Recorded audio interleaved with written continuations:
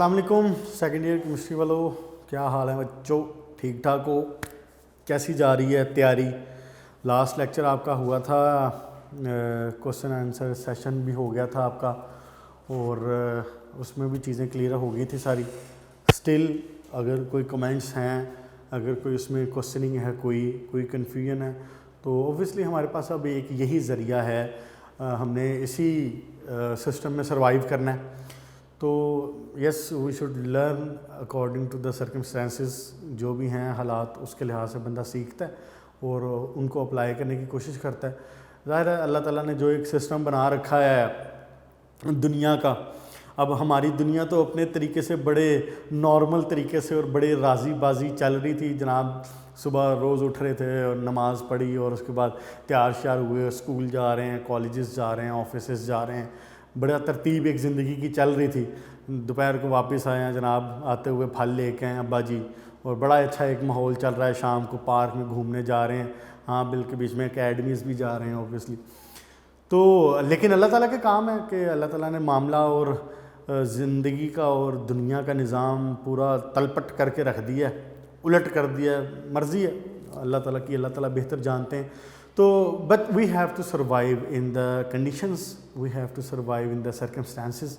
जो भी हालात होंगे, हम इंसान अपने आप को उसके लिहाज से मॉडिफाई करता है, उन चीज़ों के लिहाज से इंसान पास्ट एक्सपीरियंसेस के लिहाज से सीखता है और उसको अप्लाई करता है। तो अच्छा इंसान भी वही है और बेहतर तरीका भी यही है। वो है ना हदीस नबी सल्लल्लाहु अलैहि वसल्लम है कि वो शख्स या वो मोमिन है शायद इस तरह से कि वो शख्स तबाह हो गया जिसका जो आज है वो गुज़रे हुए कल से बेहतर नहीं है। तो ऑब्वियसली हमें अपना हर आज अपने गुज़रे हुए कल से बेहतर बनाना है और अपना आने वाले कल के लिए तैयारी करनी है और कोशिश करनी है कि वो हमारे मौजूदा आज से बेहतर हो। तो इसी वजह से तो बेसिकली दुनिया में तरक्की हो रही पुत्र, इसी वजह से तो तरक्की हो रही। हर जो वक्त के साथ साथ जो आने वाले बच्चे होते हैं, जो आने वाली जनरेशन है, जो आने वाली नस्ल है, वो अपने से पिछली वाली नस्ल से एक हाथ नहीं तो दो हाथ नहीं तो चार हाथ बेहतर है। तभी तो इंसान आज इस मौके पे पहुंचा है, तभी तो इंसान आज इस मुकाम पे पहुंचा है। तभी तो आज आप बैठ के तो 17-18 जून की इतनी शदीद गर्मी में 45 डिग्री सेंटीग्रेड आप बाहर जाएं तो आपको लग पता जाता है, लेकिन आप घर में बैठ के एसी में और पंखे में और कूलर में बैठ के तो आप इंजॉय कर रहे हैं। ये सारी चीज़ें हमने लर्निंग से ही सीखी हैं। विद द टाइम हमने अपना जो इस दुनिया में जो चीज़ें मौजूद हैं हमारे सामने जो मौजूद हैं, जिसको आप मैटर कहते हैं, जिसको क्या कहते हैं आप? मैटर कहते हैं। आपने, इंसान ने इस मैटर की हकीकत को पहचाना है। ये सारी चीज़ें, ये एटम, ये मॉलिक्यूल और ये सारे कंपाउंड और दीज ऑल थिंग्स और जॉल थॉमसन इफेक्ट और इस तरह की सारी चीज़ें, ये इफ़ेक्ट्स, ये प्रिंसिपल्स, ये चीज़ें अपनी जगह पे मौजूद हज़रत आदम से थी। हज़रत आदम के ज़माने से ये चीज़ें अपनी जगह पे मौजूद थी, लेकिन इंसान ने इनको पहचाना है। वक्त के साथ साथ हमने सीखा है, हमने अपने तजर्बे से, हमने अपने बड़ों के तजर्बे से सीखा है, उसको अप्लाई किया है और अपने बड़ों का जो काम था उसमें एक स्टेप इंक्रीज़ किया है। अब हमारे बाद जो आने वाली नस्ल है वो हमारे स्टेप्स पे चलते हुए इनका एक स्टेप इसमें ऐड कर देगी। अगर अच्छा होगा, अगर ठीक होगा तो ऐड कर देगी, वरना बता देगी कि नहीं जी फ़लाँ फ़लाँ साइंटिस्ट साहब आप गलती करके गए हैं। साइंस का जो तरीक़ेकार आपको पता है वो ऐसे ही है और आप खुश नसीब हैं कि आपको माशाल्लाह केमिस्ट्री पढ़ने को मिल रही है। और मेरा ख़्याल है कि आप सेकंड ईयर में केमिस्ट्री को फर्स्ट ईयर की निस्बत बेहतर तरीके से इंजॉय कर रहे होंगे, और अगर नहीं भी कर रहे तो सब्र करें, हो जाएगी इंशाल्लाह ताला। जैसे जैसे इंसान चीज़ को पढ़ना शुरू करता है ना बेटा, उसके साथ साथ आपकी उसमें जो झिझक है, उसमें जो कन्फ्यूजन्स हैं वो दूर होती हैं। आप जब एक चीज़ के अंदर घुसते हैं ना, एक चीज़ को from the inside, from the detail, आप जब देखना शुरू करते हैं चीज़ों को, तो थिंग्स ओपन टू यू। इसलिए आप कभी भी ये ना करें कि आपने भी देखा होगा, इवन आप कोई नॉवल पढ़ें, आप कोई बुक पढ़ें ना, तो आपने देखा होगा कि आपको पहले पेज पे स्टोरी समटाइम समझ भी नहीं आती, आपको नहीं अंदाजा होता स्टोरी क्या होगी उसकी, और आपको उसका फ्लो भी नहीं पता चलता कि ये क्या किस तरफ लेके जाएगा। लेकिन जैसे जैसे आप उसके अंदर जाते हैं, writer tries to create the interest, वो अपना इंटरेस्ट क्रिएट करवाता है आप में, और आप उसके अंदर डूबते चले जाते हैं और घुसते चले जाते हैं और उस नॉवल को या उस बुक को पेज के लास्ट तक पढ़ते हैं। ऐसे ही होता है। तो ऑब्वियसली यही मामला ज़िंदगी में है, यही तरीकाकार है जो कि सारी जगह पे अप्लाई हो रहा है। तो बेटा अब आए इंशाल्लाह ताला हम दोबारा से अपनी स्टडीज़ की तरफ, पेज नंबर 39 पे तशरीफ़ लाएँ ज़रा टेक्स्ट बुक के। लास्ट टाइम हमने क्या किया था? लास्ट टाइम हमने पेक्युलर बिहेवियर ऑफ बोरॉन हो गया था, तफसील से हो गया था। उसके बाद हमने, हाँ जी, पेज नंबर 41 पे जो आपके बोरिक एसिड की कंपाउंड्स हैं, इन पे मैंने बात की थी, और मैंने आपको ये कहा था कि आपने ये जो एम टॉप का जो वर्ड है इसको ज़रा याद रखना है ठीक तरीके से, और मुझे उम्मीद है कि आपने याद किया भी होगा। मैंने आपको वो बताया था कि आपने उसको ट्रिक याद रखने का कैसे करना है, कि आपने उसको लिख लेना है, यूं करके जहन में रखें उसको, एम टॉप, और इसमें एम क्या था और टी क्या था और ई क्या था और पी क्या था? इसमें था मेटा बोरिक एसिड, उसके बाद tetra boric acid, Meta boric acid, उसके बाद टेट्रा बोरिक एसिड, उसके बाद था ऑर्दो बोरिक एसिड, और फिर था पायरोबोरिक एसिड, बोरिक एसिड। पुत्र ये चार फार्मूले, ये चार नाम आपने अच्छे तरीके से याद करके रखने थे। मैंने आपको लास्ट टाइम ये करवा भी दिए थे, और मुझे उम्मीद है कि अच्छे बच्चों ने याद किए होंगे, और बाकी भी बच्चे अच्छे ही हैं तो वो भी कर लें, वो भी अच्छों की फहरिस्त में शामिल हो जाएं। अच्छा जी, इनके फार्मूलाज क्या लिखे हुए थे बेटा? क्या था इसमें? मेटाबोरिक एसिड में क्या था? HbO2। मैंने आपको बताया था कि आपने इसको इन द, ये मैंने जो तरतीब लिखी ना एम टॉप, ये बेसिकली मैंने इंक्रीजिंग हाइड्रोजन के लिहाज से लिखी हुई है। तो इसमें हाइड्रोजन 1 था, इसमें हाइड्रोजन 2 थे, इसमें हाइड्रोजन 3 थे, इसमें हाइड्रोजन 6 थे। 6 ही है ना? हाँ जी। अच्छा जी, और उसके बाद टेट्राबोरिक एसिड में, अच्छा फिर क्या हो रहा था कि यहाँ पे H2B4O7 था, ये था H3BO3, और ये था H6B4O9। ऐसे ही है जी, H6B4 और O9। इसको यूं याद रखें, इंक्रीजिंग ऑर्डर में मैंने लिखा था hydrogen, sorry, 1 hydrogen, 2 hydrogen, 3 hydrogen, 6 hydrogen. अच्छा, बोरॉन के हवाले से याद करने का एक तरीका ये हो सकता है 1 4 1 4। ठीक हो गया? बोरॉन पहले में क्या है? 1, फिर क्या है? 4। इसका तो नाम ही टेट्राबोरिक है, टेट्राबोरिक। 4, फिर क्या है? बोरॉन 1, फिर क्या है? 4। 1 4 1 4। तो ऑक्सीजन को आपको याद रखना पड़ेगा 2 7 3 9 करके। तो HbO2, H2B4O7, उसके बाद H3BO3, उसके बाद H6B4O9। Metaboric acid, tetraboric acid, orthoboric acid, और लास्ट में पायरोबोरिक एसिड। बेटा हमारा जो वास्ता रहेगा ना ज़रा इसमें, वो इन तीनों से रहेगा, इन तीनों से। Pyroboric acid will not be under discussion too much, वो नहीं आएगा अंडर डिस्कशन। अलबत्ता ये जो तीनों हैं ना, ये डिस्कशन होगी इनकी। मैंने इसीलिए आपको ये ना पहले याद करवाएं। क्यों? क्योंकि अब हम जब बोरेक्स को स्टार्ट करने लगे ना, तो उसमें ये फार्मूले, ये बातें बार बार इस्तेमाल होनी है। तो आपको ये कन्फ्यूजन क्लियर होनी चाहिए पहले, इसमें कोई चीज़ क्लैरिफाई, कोई कन्फ्यूजन नहीं रहनी चाहिए कि जी HbO2 है क्या था, जी H3BO3 है क्या था, या H2B4O7 है क्या था। क्लियर हो गया बेटा? अगर किसी को शक है, कोई डाउट है, तो एक लम्हे के लिए वीडियो को यहाँ पे पॉज करो, इस स्क्रीन को सामने रखो और इसको ज़रा रटा मार लो। क्या सबसे पहले बात हो रही है किसकी?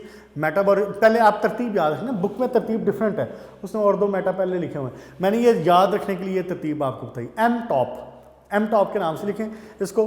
क्या सबसे पहले? मेटाबॉलिक एसिड HbO2, उसके बाद टेट्राबोरिक एसिड H2B4O7, उसके बाद कौन है तीसरा? Orthoboric acid. ऑर्थोबोरिक एसिड में होगा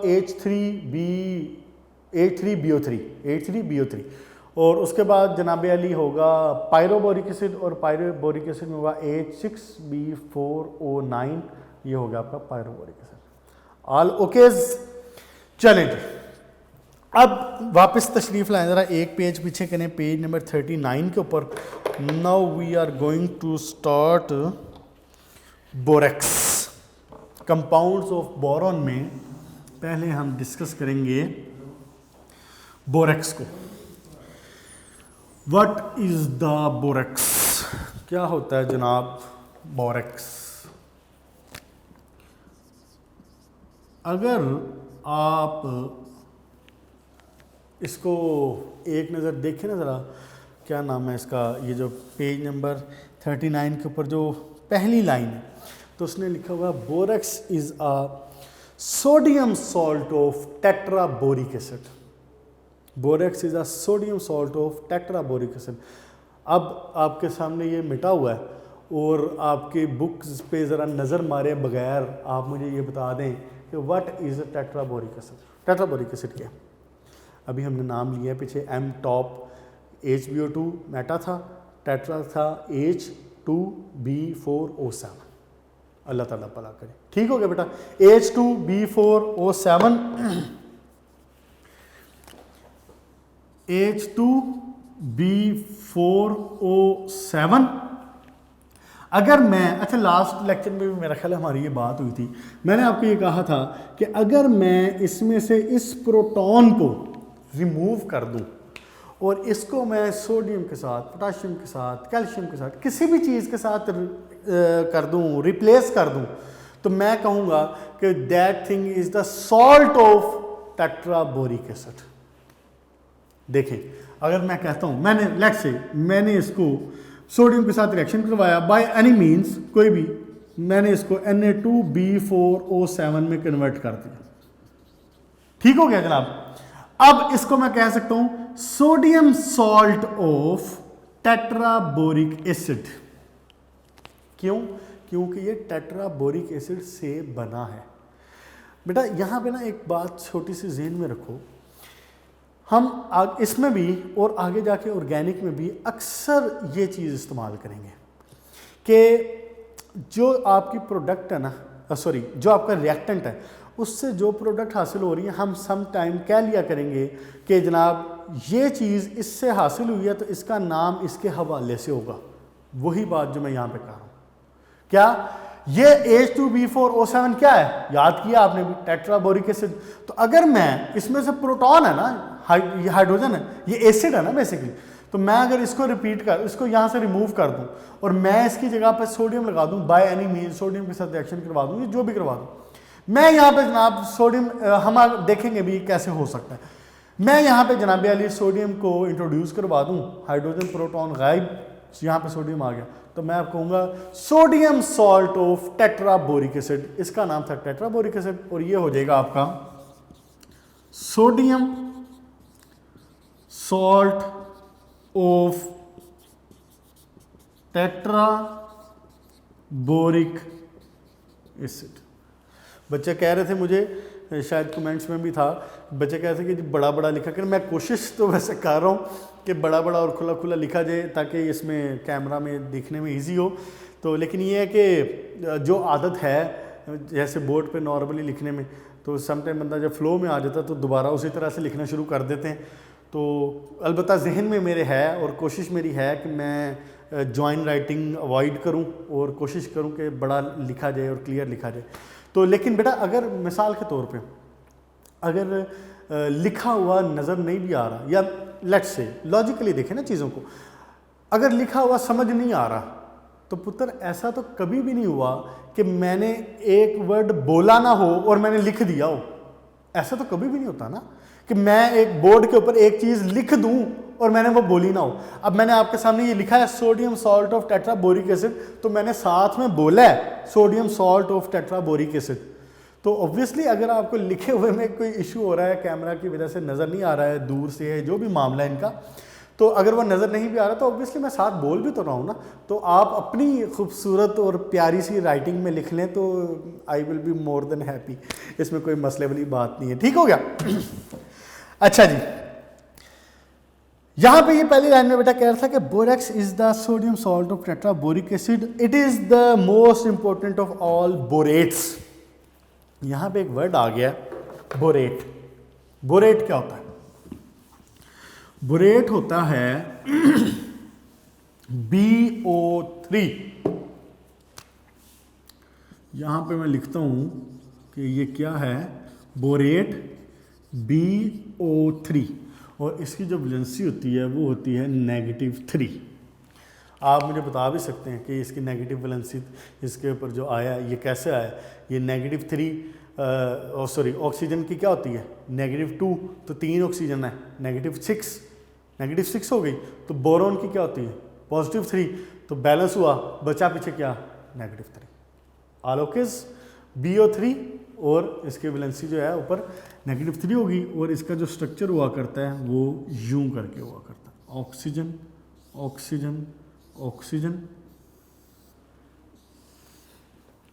इसके ऊपर चार्ज आ जाएगा यहाँ पे -3। ठीक हो गया बेटा? बोरेट, इसको कहते हैं बोरेट। अब वो कह रहा है कि क्या कहा उसने, कहता है कि जी ये जो टेट्राबोरिक एसिड है ना, ये sodium salt of tetraboric acid है, ये सबसे इम्पोर्टेंट है। तो उसने इस हवाले से बात की है कि इसकी जो सारी प्रोडक्ट्स है ना, उसमें बोरेक्स इंडस्ट्री के लिहाज से, इंडस्ट्रियल पैमाने पे यूज़ होने में बहुत इंपॉर्टेंट है। इसके काफ़ी यूजेस हैं। एक आप अभी आगे जाके देखेंगे इसके यूजेस में, यूजेस हमने करने भी हैं, उसको शॉर्ट क्वेश्चन भी आपने करने हैं, उसको शॉर्ट क्वेश्चन के लिए तैयार करना है आपने, मैं बता भी दूंगा वहाँ पे भी। जो ये जो है ना इसके यूजेस, एक्चुअली जो बोरेट्स होते हैं ना, चलिए थोड़ी सी बात हो रही है तो यहाँ पे भी बता देता हूँ। बोरेट्स जो होते हैं ना, इसको जब सिलिका के साथ मिलाया जाए ना, इसके यानी बोरोसिलिकेट्स बनाया जाए, सिलिका क्या है SiO2, तो इसको जब बोरोसिलिकेट्स बनाए जाएं तो इस कंपाउंड का, बोरोसिलिकेट्स का जो थर्मल एक्सपेंशन कोफिशिएंट है, मैं क्या वर्ड यूज़ कर रहा हूँ, थर्मल एक्सपेंशन कोफिशिएंट। अभी देखिए मैं साथ बोल भी रहा हूँ और साथ में लिख भी रहा हूँ। अब यहाँ पे लिखा हुआ ना भी समझ आ रहा हो तो थर्मल एक्सपेंशन कोफिशिएंट कह लें या कोफिशिएंट फॉर थर्मल एक्सपेंशन भी कह। इसका जो थर्मल एक्सपेंशन है ना कोफिशिएंट, किसका, बोरो सिलिकेट्स का, ये बहुत ज़्यादा होता है। इट मीन्स कि इनके ऊपर हीट का सडन इफेक्ट नहीं होता, बहुत तेज़ी से फैलते या बहुत तेज़ी से सिकुड़ते नहीं हैं ये कंपाउंड्स। तो फिर इनका बहुत बड़ा जो इस्तेमाल है ना, वो इस्तेमाल है आपके लैब्स में। आपने देखा है ना कि आप जो बीकर्स यूज़ करते हैं लैब में, जब आप हीटिंग के लिए बीकर यूज़ करते हैं, फर्स्ट ईयर के बच्चों ने ख़ास तौर पर प्रैक्टिकल किया होगा वो बेंजोइक एसिड वगैरह वाले, तो अगर नहीं भी किए हुए तो सेकेंड ईयर के एंड पे आपका बोर्ड के एग्ज़ाम होने होते हैं, तो उससे पहले आपको यूनिक पूरे के पूरे प्रैक्टिकल वो करवाता है। पूरे के पूरे प्रैक्टिकल आपके पूरे आपको 2-3 हफ्ते दिए जाएंगे, जिसमें ओवरऑल सारे प्रैक्टिकल्स हो जाएंगे आपके। तो वहाँ पे जब आप बीकर यूज़ करते हैं हीटिंग के लिए, तो आपने देखा होगा कि वो है शीशा, है वो ग्लास, दिखने में आपको ग्लास लग रहा है वो, तो लेकिन वो हीटअप हो रहा है। आप अपने घर के ग्लास के साथ तो ऐसा नहीं कर सकते। अपना घर वाला जो पानी वाला ग्लास है उसमें तो आपको कभी इत्तेफाक हुआ हो तो आप गर्म पानी डालें वो ग्लास टूट जाएगा। अगर आप वो जग हो कोई सम टाइम, तो आप वो जग हो उसके अंदर गर्म पानी डालें, शीशे का जग हो, तो वो टूट जाएगा। मास हुआ इसके कि आपने हाई क्वालिटी लिया हुआ है। अगर आपने हाई क्वालिटी ख़रीदा हुआ तो वो ही गर्म पानी को सह पाता है, बर्दाश्त कर पाता है, वरना जैसे ही आप गर्म पानी डालते हैं उसमें वो ब्रेक हो जाता है, तरेड़ आ जाती है उसके अंदर। तो बेटा ये बेसिकली है थर्मल एक्सपेंशन कोफिशिएंट, इनका बोरोसिलिकेट्स का ज़्यादा होता है, बहुत बड़ा इस्तेमाल है इसका, ये बहुत बड़ा इस्तेमाल है दुनिया में इनका। तो इसके अलावा भी और भी यूज है, वो हम फिर विद द टाइम देखेंगे। अच्छा जी, अब हम बात करेंगे ये क्या है, सोडियम टेट्राबोरेट है क्या, और ये मैंने आपको बता दिया कि ये बेसिकली निकली इसमें कहाँ है बात, ये BO3 से बात निकली हुई है इसकी। बोरेट इसका जो काइंड ऑफ इसका वो कहना चाहिए कि इसका बिल्डिंग यूनिट है BO3। तो BO3 बिल्डिंग यूनिट है, तो इसी से ही फर्दर ये बन HBO2 हो गए, 83B4O7 वगैरह वाले, 83BO3 वाले, H2B4O7 वाले, ये सारे होंगे इसी के थ्रू ही बन रहे हैं। अच्छा जी, इसकी अकरेंस देखें ज़रा। कहता है कि ये जो बोरेक्स है ना, ये दो तरह से पाया जाता है, एक जिसको बोरेक्स ही कहा जाता है और दूसरा जिसको टिंकल कहा जाता है। अब यहाँ पे बाकी तो बातों की बातें, मुझे ये बताएं कि टिंकल क्या होता है। मैंने आपको कहा हुआ है कि आपने इसकी जो ओर्स हैं, जो मिनरल्स हैं, याद करनी है, और ये टिंकल वहाँ पे डिस्कस हुई है। ये पेज नंबर 38 के ऊपर जो बोरॉन की ओर्स हैं, सबसे पहले उसमें टिंकल लिखी हुई है, Na2B4O7 और साथ में 10 वाटर मॉलिक्यूल, Na2B4O7 और 10 वाटर मॉलिक्यूल। एक शॉर्ट क्वेश्चन या एक MCQs इस हवाले से पूछा जा सकता है, और ये बात जनरली भी आपको पता होनी चाहिए। ये जो है ना बोरेक्स, ये बेसिकली दो तरह से पाया जाता है, एक हम प्रिपेयर करते हैं और दूसरा जो नेचुरली पाया जाता है। नेचुरली जो बोरेक्स मिलता है ना, उसको कहते हैं टिंकल। इसको क्या कहते हैं? टिंकल। ये जो नेचुरली मिलता है, और जो प्रिपेयर किया जाता है उसको यूजुअली हम बोरेक्स कह लेते हैं। जब बोरेक्स की बात की जाती है तो इसमें ये आ जाता है यूजुअली, और जब टिंकल की बात करता हूँ तो वो है जो नेचुरली पाया जाता है। अभी नेचुरली कहाँ पाया जाता है? नेचुरली जनाब अली सोर्सेज और भी हैं छोटे मोटे से, लेकिन जो मेन दो सोर्सेज हैं इसके, वो है तिब्बत और दूसरी है कैलिफोर्निया। कैलिफोर्निया की जो ड्राइड अप लेक्स हैं, मैं वर्ड यूज कर रहा हूं, dried up lakes. Dried up lakes का क्या मतलब है? वो लेक्स जो ड्राई हो चुकी हैं, वो लेक्स जो खुश्क हो रही हैं। अच्छा, इसमें ना एक छोटी सी ये देखें, अकरेंस में इसने पहली लाइन लिखी है, borax occur as natural deposit called tincal in the, इसने लिख दिया ड्राइड अप लेक्स। वो ड्राइड अप लेक्स नहीं है, वो ड्राइड अप लेक्स है। ड्राइड अप एक वर्ड है और लेक्स, ये ना हो कि गूगल पे ढूंढते रहोगे जी अप लेक्स क्या होती है। अप लेक्स नहीं है वो ड्राइड अप, जैसे ये मैंने लिख दिया ड्राइड अप, और लेक्स अलग चीज़ है उसमें।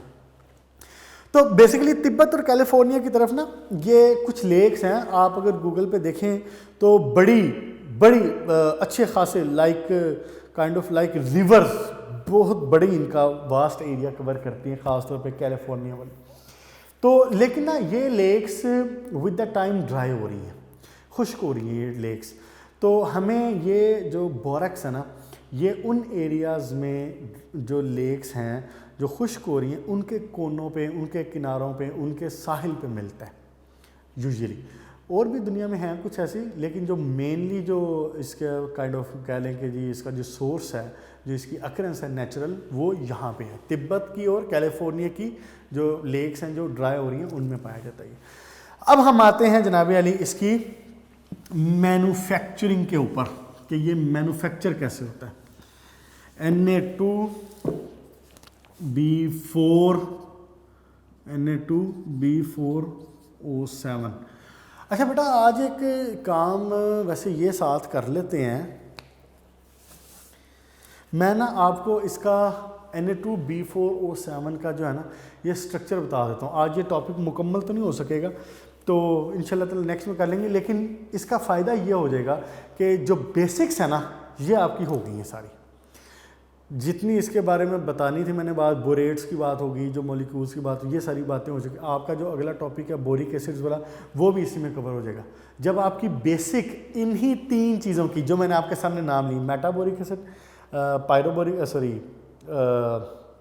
टेट्राबोरिक एसिड और ऑर्थोबोरिक एसिड। जब आपकी ये तीनों आपको क्लियर है ना, तो आप समझ लें कि आपको ये 2 पेजेस याद हैं। आपने सिर्फ इनको देखना है और सिर्फ समझना है कि लिखा क्या हुआ है, बस आपको याद है पहले से। Na2B4O7 का जो स्ट्रक्चर है ना, ये बड़ा इंटरेस्टिंग है। इसको देखें, बुक में बना नहीं हुआ ये, और ना आपको बनाने की ज़रूरत है पेपर में या इस तरह से, लेकिन मैं सिर्फ इसलिए बताने लगूँ कि आपको समझने में आसानी होगी कि ये इतना बड़ा मॉलिक्यूल है तो ये बेसिकली है क्या। अभी मैंने बात की थी बेटा यहाँ पे BO3 की, याद है BO3 की बात की थी ना, ये देखना ज़रा, इसमें इसी की बात होनी है। मैं क्या करता हूँ, इसको 2 यूज़ कर लेते हैं। एक बोरोन लगा होता है जनाब यूं, और इस बोरोन के साथ एक ऑक्सीजन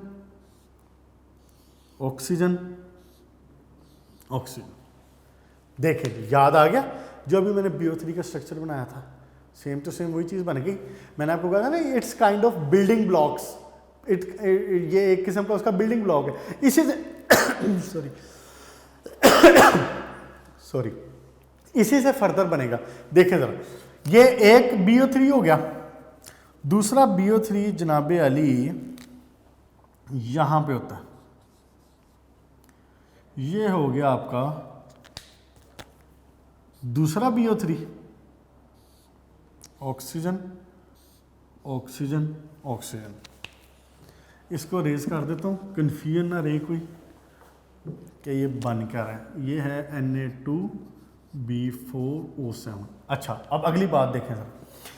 फिर जनाबे अली एक बोरोन मौजूद है यहाँ पे, और ये कैसे अटैच है, ये ऐसे अटैच है। ठीक हो गया। अब अगला देखो ज़रा काम।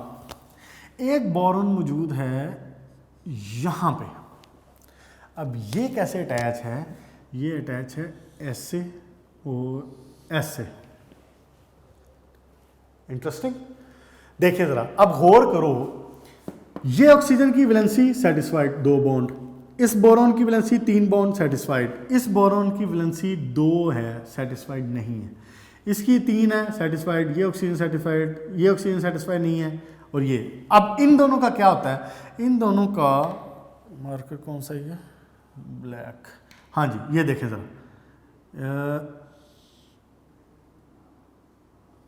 ऑक्सीजन, या इसको ऊपर ले जाता हूँ, यहाँ पे ऐसे ऐसे,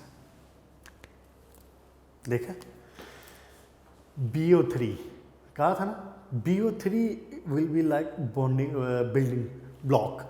ये देखें BO3 एक ऑक्सीजन, दूसरा ऑक्सीजन और तीसरा ऑक्सीजन, ऐसे। हाँ जी, देखें ज़रा, अब इसका देखें BO3 सारे सेटिस्फाइड। पीछे कौन रह गया, ये ऑक्सीजन और ये ऑक्सीजन। इसमें क्या होता है कि यहां पे लगा होता है हाइड्रोजन, यहां पे लगा होता है हाइड्रोजन। ये क्या बन गया, H2B4O7। क्या बन गया, H2, देखो जरा, H2 1 2 3 B4 1 2 3 4 5 6, सातवां किधर गया,